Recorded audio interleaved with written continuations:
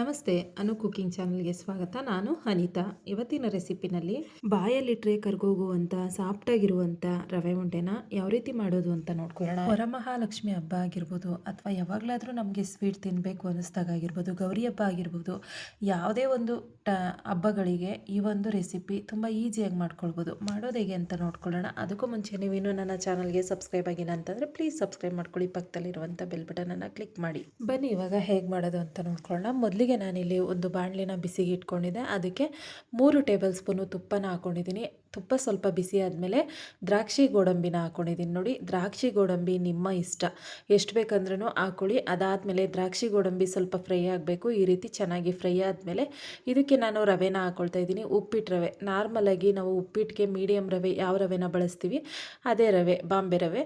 ಅದನ್ನು 2 ಬೌಲಷ್ಟು ರವೆನ ಹಾಕ್ಕೊಳ್ತಾ ಇದ್ದೀನಿ. ಒಂದು ಬೌಲ್ ಅಳತೆಯಲ್ಲಿ ತೊಗೊಳ್ಳಿ, ಆವಾಗ ನಮಗೆ ಮೆಜರ್ಮೆಂಟ್ ಕರೆಕ್ಟಾಗಿ ಸಿಗುತ್ತೆ. ಇವಾಗ ಉರಿನ ಲೋ ಫ್ಲೇಮಲ್ಲಿ ಇಟ್ಕೊಂಡು ರವೆನ ನಾವು ಏನಿಲ್ಲ ಅಂದ್ರೂ ನಾವು ಒಂದು 5ರಿಂದ 6 ನಿಮಿಷ ಚೆನ್ನಾಗಿ ಹುರ್ಕೊಳ್ಬೇಕು. ಈ ರೀತಿ ಹುರ್ಕೊಳ್ಳೋದ್ರಿಂದ ನಾವು ಎಷ್ಟು ದಿನ ರವೆ ಉಂಡೆನ ಇಟ್ಟರು ಅದು ಕೆಡೋದಿಲ್ಲ. ಒಂದು ವಾರದಿಂದ 10 ದಿನದ ತನಕ ಇಟ್ಕೊಳ್ಬೋದು. ಹಾಗೆಯೇ ಈ ರೀತಿ ರವೆನ ಹುರಿದು ಮಾಡೋದ್ರಿಂದ ಗಮ್ ಅಂತ ಇರುತ್ತೆ ರವೆ ಉಂಡೆ. ನಮಗೆ ತಿನ್ನುವಾಗ ಆ ಫ್ಲೇವರು ಗಮ್ ಅಂತ ಇರುತ್ತೆ. ಇವಾಗ ನೋಡಿ, ನಾನು ಕೂಡ ಉರಿನ ಲೋ ಫ್ಲೇಮಲ್ಲಿ ಇಟ್ಕೊಂಡು ಒಂದು 5ರಿಂದ 6 ನಿಮಿಷ ಚೆನ್ನಾಗಿ ಹುರ್ಕೊಂಡಿದ್ದಾದಮೇಲೆ ರವೆನ ನಾನಿಲ್ಲಿ ಕೊಬ್ಬರಿನ ಹಾಕ್ಕೊಂಡಿದ್ದೀನಿ. ಕೊಬ್ಬರಿ ಬಂದು 2 ಮೀಡಿಯಮ್ ಸೈಜ್ ಕೊಬ್ಬರಿನ ಈ ರೀತಿ ತುರಿದು ತೊಗೊಂಡಿದ್ದೀನಿ. ಹಸಿ ಕಾಯಿನ ಹಾಕ್ಕೊಳ್ಳೋಕೆ ಹೋಗ್ಬಿಡಿ, ಜಾಸ್ತಿ ದಿನ ಇಡೋಕ್ಕೆ ಬರೋದಿಲ್ಲ ರವೆ ಉಂಡೆ. ಈ ರೀತಿ ಕೊಬ್ಬರಿನ ಹಾಕ್ಕೊಳ್ಳೋದ್ರಿಂದ ಟೇಸ್ಟು ಕೂಡ ತುಂಬ ಚೆನ್ನಾಗಿರುತ್ತೆ. ಹಾಗೆಯೇ ಉರಿನ ಲೋ ಫ್ಲೇಮಲ್ಲೇ ಇಟ್ಕೊಂಡು ಕೊಬ್ಬರಿನೂ ಕೂಡ ಚೆನ್ನಾಗಿ ಹುರ್ಕೊಳ್ಬೇಕು. ನಾವು ಆ ತುಪ್ಪದಲ್ಲಿ ನಾವು ಕೊಬ್ಬರಿನ ಹುರಿದಿರ್ತೀವಲ್ಲ, ಆ ಕೊಬ್ಬರಿ ಫ್ಲೇವರ್ ಆಗಿರ್ಬೋದು, ರವೆ ಫ್ಲೇವರ್ ಆಗಿರ್ಬೋದು, ತುಂಬ ಚೆನ್ನಾಗಿರುತ್ತೆ. ಇವಾಗ ನೋಡಿ, ಕೊಬ್ಬರಿನೂ ಎಲ್ಲ ಚೆನ್ನಾಗಿ ಹುರ್ಕೊಂಡಿದ್ದಾದಮೇಲೆ ನಾನಿಲ್ಲಿ ಸಕ್ಕರೆನ ಹಾಕ್ಕೊಳ್ತಾ ಇದ್ದೀನಿ. ಸಕ್ಕರೆ ಬಂದು 2 ಕಪ್ಪು ರವೆಗೆ 1 ಕಪ್ಪು ಸಕ್ಕರೆನ ಹಾಕ್ಕೊಳ್ತಾ ಇದ್ದೀನಿ. ಮೆಜರ್ಮೆಂಟ್ ಕರೆಕ್ಟಾಗಿರುತ್ತೆ. ಸ್ವೀಟು ಕೂಡ ಚೆನ್ನಾಗಿ ಬರುತ್ತೆ. ನಿಮಗೆ ತುಂಬ ಸ್ವೀಟ್ ಇಷ್ಟ ಆಗುತ್ತೆ ಅಂತಂದರೆ ಇನ್ನೊಂದು 1/4 ಕಪ್ಪಷ್ಟು ಸಕ್ಕರೆನ ಹಾಕ್ಕೊಳ್ಳಿ. ನನಗಿಲ್ಲಿ ಕರೆಕ್ಟ್ ಮೆಜರ್ಮೆಂಟು. ಈ ರೀತಿ ಹಾಕ್ಕೊಳ್ಳೋದ್ರಿಂದ ಈ ಕಡೆ ಸಿಹಿನೂ ಇರೋದಿಲ್ಲ, ಆ ಕಡೆ ಸಪ್ಪೆನೂ ಇರೋದಿಲ್ಲ. ಒಂದು ಮೀಡಿಯಮ್ ಆಗಿ ಸ್ವೀಟ್ ಬರುತ್ತೆ. ಅದಾದಮೇಲೆ ಒಂದು ಅರ್ಧ ಸ್ಪೂನು ಏಲಕ್ಕಿ ಪುಡಿ, ಇದಿಷ್ಟನ್ನು ಹಾಕ್ಕೊಂಡು ನಾನು ಗ್ಯಾಸ್ನ ಆಫ್ ಮಾಡಿದ್ದೀನಿ. ಗ್ಯಾಸ್ನ ಆಫ್ ಮಾಡಿನೇ ನಾವು ಸಕ್ಕರೆನ ಮಿಕ್ಸ್ ಮಾಡ್ಕೊಳ್ಬೇಕು. ಆ ಬಿಸಿಲೇ ಕರಿಕೊಳ್ಳುತ್ತೆ. ತುಂಬ ಹೊತ್ತು ನಾವು ಗ್ಯಾಸ್ನ ಆನ್ ಮಾಡಿಕೊಂಡು ಸಕ್ಕರೆನ ಹಾಕಿದ್ಮೇಲೆ ಮಿಕ್ಸ್ ಮಾಡಿದ್ರೆ ಅದೇನಾಗುತ್ತೆ, ಎಲ್ಲ ಮೆಲ್ಟ್ ಆಗುತ್ತೆ. ನಮಗೆ ತುಂಬ ದಿನ ಇಡೋಕ್ಕೆ ಬರಲ್ಲ, ಗಟ್ಟಿ ಆಗಿಬಿಡುತ್ತೆ. ತುಂಬ ಹೊತ್ತು ಇಟ್ಟಾಗ ಏನಾಗುತ್ತೆ, ಗಟ್ಟಿ ಆಗಿಬಿಡುತ್ತೆ. ಈ ರೀತಿ ನಾವು ಮಾಡ್ಕೊಳ್ಳೋದ್ರಿಂದ ರವೆ ಉಂಡೆ ಎಷ್ಟು ದಿನ ಇಟ್ಟರೂ ಕೂಡ ಸಾಫ್ಟಾಗೇ ಇರುತ್ತೆ. ನೋಡಿ, ಇವಾಗ ಹಾಲನ್ನ ಹಾಕ್ಕೊಂಡಿದ್ದೀನಿ. ಹಾಲು ನಾನಿಲ್ಲಿ 1 ಗ್ಲಾಸಷ್ಟು ಹಾಲನ್ನ ತೊಗೊಂಡಿದ್ದೀನಿ. ಹಾಲು ಚೆನ್ನಾಗಿ ಕಾದು ಗಮ್ಮನ್ನೋ ಥರ ಹಾಲನ್ನ ಕಾಯಿಸ್ಕೊಂಡಿರಬೇಕು. ಹಾಲು ಸ್ವಲ್ಪ ಬಿಸಿ ಇರಬೇಕು, ತಣ್ಣಗೆ ಮಾಡ್ಕೊಂಡು ಹಾಕೋಬೇಡಿ. ಹಾಲು ಸ್ವಲ್ಪ ಬಿಸಿ ಇರಬೇಕು.